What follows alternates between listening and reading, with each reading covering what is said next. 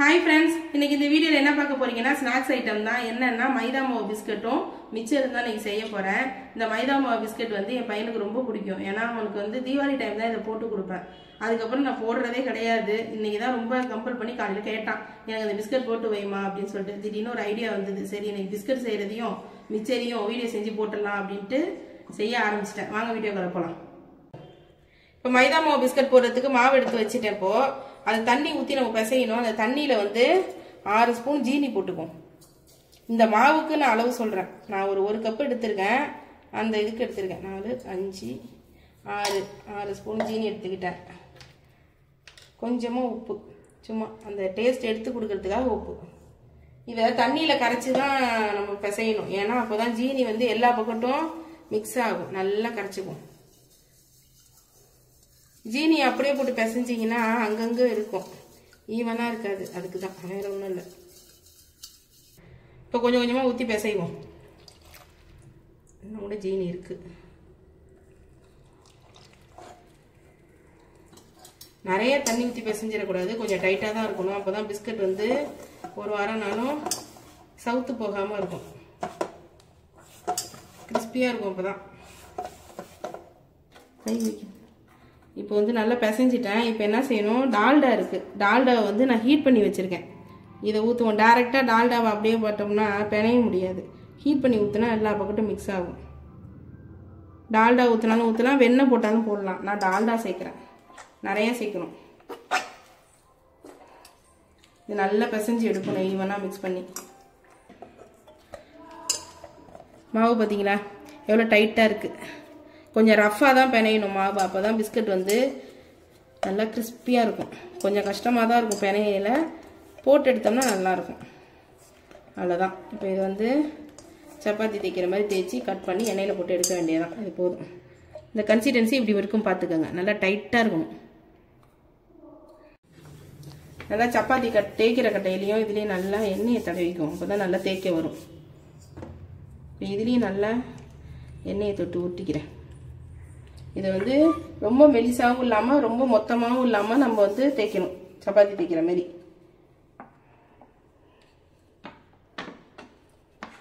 டைட்டாக இருக்கிறதுனால கொஞ்சம் கஷ்டமாக இருக்கும் தேய்க்கிறது. இருந்தாலும் கொஞ்சம் கஷ்டப்பட்டு தேய்ச்சோம்னா நல்லா வரும். உங்களுக்கு என்ன ஷேப் வேணுமோ அந்த ஷேப்பில் கட் பண்ணிக்கோங்க. நான் வந்து ஷேப்புக்கெல்லாம் வந்து முக்கியத்துவம் கொடுக்க மாட்டேன். தேய்க்கிற மாவை அப்படி எல்லாத்தையும் ஒரு இதாக கட் பண்ணி எடுத்துருவேன்.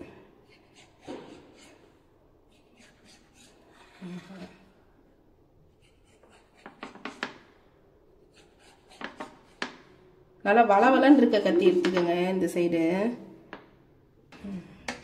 ஒரு பீஸ் எடுத்து காட்டுற மாதிரி இந்த மொத்தம் இருந்தால் போதும். தெரியுதா மொத்தம்? இந்த மொத்தம் இருந்தால் போதும்.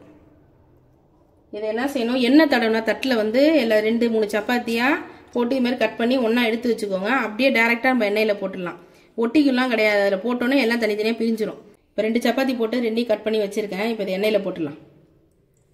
போட்டுட்டு மெதுவாக தள்ளி விடுங்க எல்லாத்தையும்.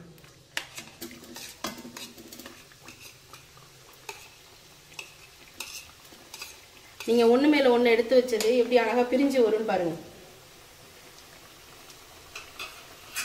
வெந்துருச்சுன்னா தனித்தனியாக வந்துடும். அப்படின்னா தானாக பிரியுது பாருங்க. தனித்தனியாக தான் எடுத்து வைக்கணும்னு இருக்கிறது கிடையாது. வெந்தோன்னா ஆட்டோமேட்டிக்காக எல்லாம் தனித்தனியாக வந்துடும். இதை லோ ஃப்ளேமில் தான் நம்ம பொரிச்சு எடுக்கணும். அப்போ தான் வந்து வெளியிலையும் உள்ளரையும் நல்லா வெந்திருக்கும். இப்போதான் செவர ஆரம்பிச்சுட்டு பாருங்க. பொறுமையாக பொரிச்சு எடுக்கணும். பொரிக்கிட்டு அதுக்கிட்ட இந்த 2 சப்பாத்தி போட்டு கட் பண்ணிக்கிட்டு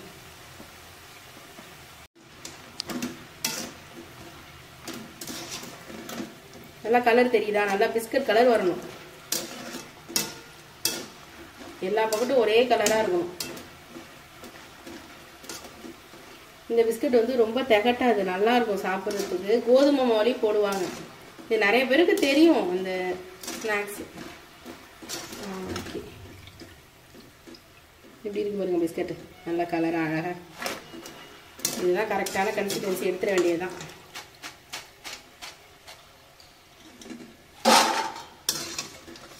இதெல்லாம் 2 நாள் வரதே பெரிய விஷயம் எங்கள் வீட்டில். நாளைக்கே இருக்காது.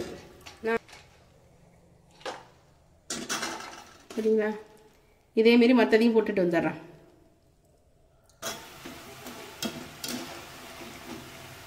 ஓகே, நம்ம மிச்சருக்கு மாவு பசைய ஆரம்பிச்சிடும். இது வந்து ஓமமும் பூண்டும் போட்டு நம்ம ஓட்டி வச்சுக்கலாம். அந்த ஓம பொடிக்கு ஒரு 3 பல்லு பூண்டு, அப்புறம் வந்து ஓமங்க, அப்புறம் வந்து ஓமம். இதை நல்லா தண்ணி ஊற்றி அரைச்சி எடுத்துகிட்டு வரேன்.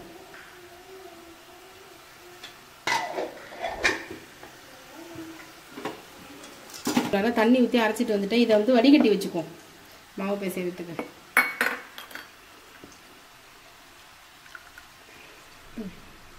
சரிங்களா? இதை ஊற்றி நம்ம பிசைஞ்சிக்க வேண்டியதான் மிச்சருக்கு.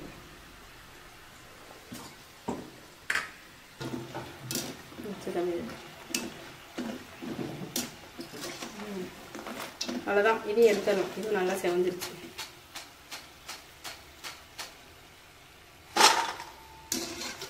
இது நல்லா ஆற வச்சு நல்லா காற்று போகாத ஒரு பாக்ஸில் வச்சிட வேண்டியது.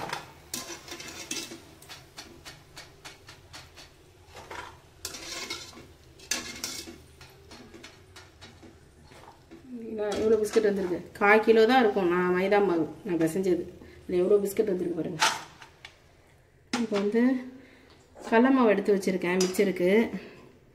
இப்போ அரைச்சிட்டு வந்தோம்ல ஓமமும் அதுவும் அதை ஊற்றிக்கலாம். அப்புறம் வந்து உப்பு,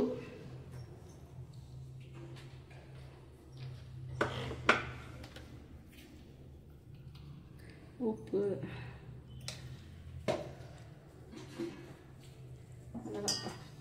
பத்தாததுக்கு தண்ணி ஊற்றி பிசைஞ்சிக்கலாம்.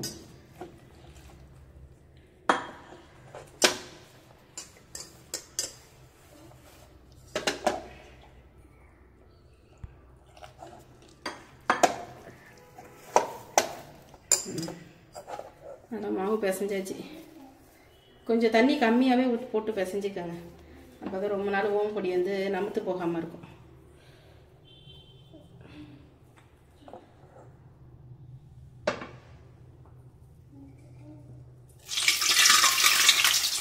தண்ணி இருக்கு.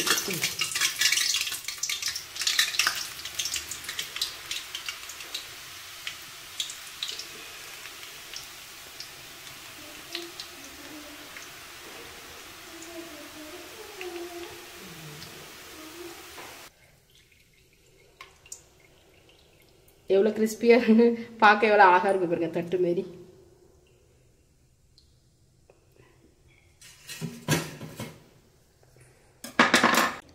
இப்போ எல்லா ஓமப்பொடியும் போட்டு எடுத்து வச்சுட்டேன். இப்போ மணிகார பந்தி போட்டுருவோம். அதுக்கு மாவு எடுத்து ரெடி பண்ணி வச்சுருக்கேன். இதில் வந்து கொஞ்சமாக சோடா உப்பு, அது மாதிரி ஒரு பிஞ்சு போதும். சால்ட் போட்டுருவோம். இன்னும் கொஞ்சோண்டு போடும்.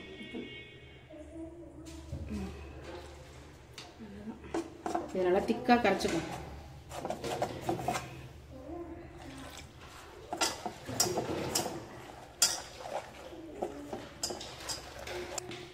ஓகே, மாவு நல்லா கரைச்சாச்சு. கட்டி இல்லாமல் கரைச்சிக்கணும்.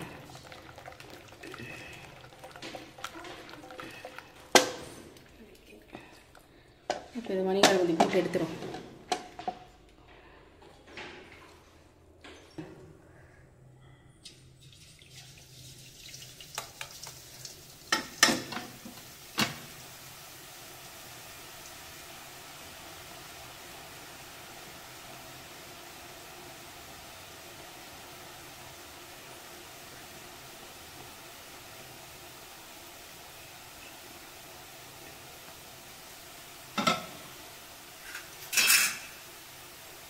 மணிகார பந்தி போடும்போது இதுமாரி உப்பெல்லாம் வரணும், இல்லைன்னா நல்லாவே இருக்காது.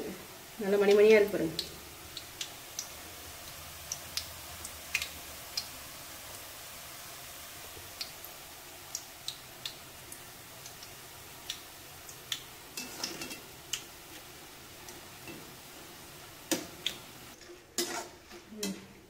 எடுத்துடலாம். கிறிஸ்பி ஆயிடுச்சு நல்லா.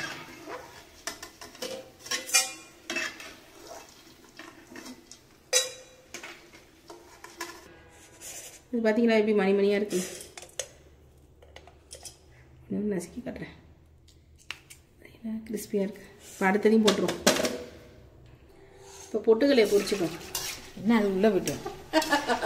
நான் அந்த இதெல்லாம் உள்ற போகாமல் வெளியில் இருக்கட்டும்னு பார்த்தா அது உள்ளே போயிடுச்சு. இது பரவாயில்ல. நான் இதில் போட்டேன், கேப்பில் எல்லாம் போயிடுச்சு. அது கொஞ்சம் பெருசாக இருக்குது. இன்னும் நெருக்க இருக்கிறதா வாங்கணும்.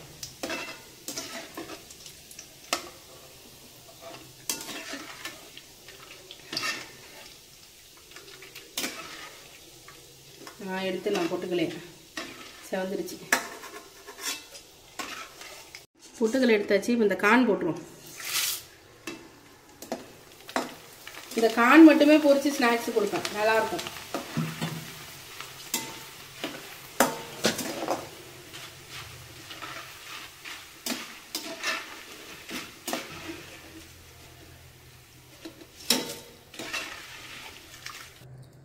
இப்போ அவல் பொரி சேர்த்துக்கலாம்.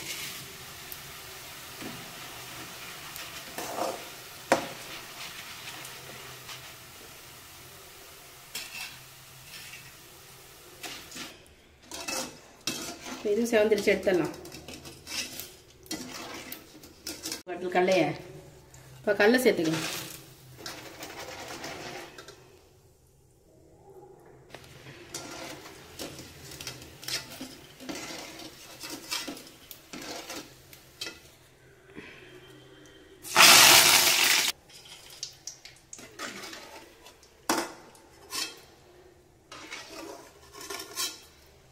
அவ்வளோதான். மிச்சருக்கு உண்டான எல்லாத்தையும் போட்டு எடுத்தாச்சு. ஆஃப் பண்ணிடுவோம். எல்லாத்தையும் பொரிச்சு எடுத்தாச்சு. இப்போது இதையும் ஓம பொடி மிக்ஸ் பண்ண வேண்டியதுதான்.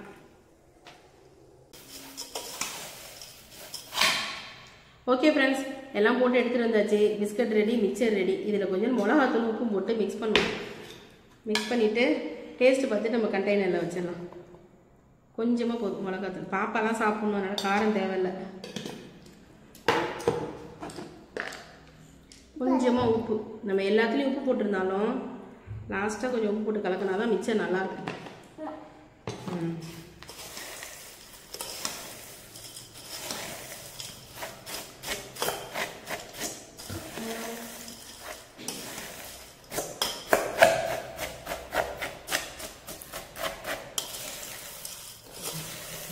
இப்போ பிஸ்கட் என் பையனுக்கு தான் ரொம்ப பிடிக்கும். அவனை கூப்பிட்றேன், அவன் ஃபஸ்ட்டு டேஸ்ட் பண்ணட்டும் பிஸ்கட்டை.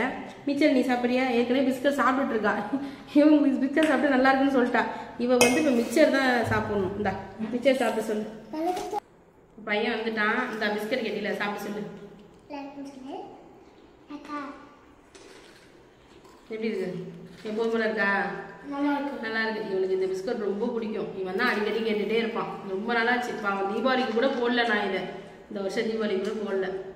வேணாம் வேணாம், நீ சாப்பிடு. நல்லா இருக்கும். நல்லா கிறிஸ்பியாக இருக்கு பாருங்க. சவுண்டு கேட்குதா? அவ்வளோ கிறிஸ்பியாக இருக்கும். எத்தனை நாள் ஆனாலும் சவுக்காது.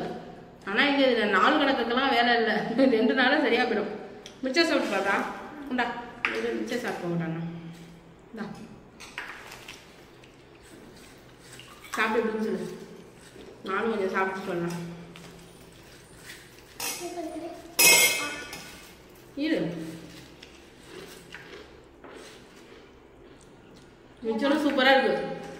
காரம் ரொம்ப தேவையில்லை மிச்சருக்கு. சும்மா லைட்டாக போட்டிங்கன்னா போதும். எல்லாத்துலேயும் காரம் காரம்ட்டு மிச்சம் லைட்டாக நல்லா இருக்கு. காரம் லைட்டாக இருந்தாலும் சூப்பராக இருக்கு. இப்போ ஒட்டி வச்சிடலாம். எடுத்துக்கியா? என்ன பேசி. ஓகே ஃப்ரெண்ட்ஸ், இந்த வீடியோ இதோட முடிச்சிடலாம். இந்த வீடியோ உங்களுக்கு பிடிச்சிருக்குன்னு நினைக்கிறேன். பிடிச்சிருந்ததுன்னா லைக் பண்ணுங்க, ஷேர் பண்ணுங்க, சப்ஸ்கிரைப் பண்ணுங்க. Bye friends. Very good. பாப்பா தான் இரு நான் வச்சுடுறேன்.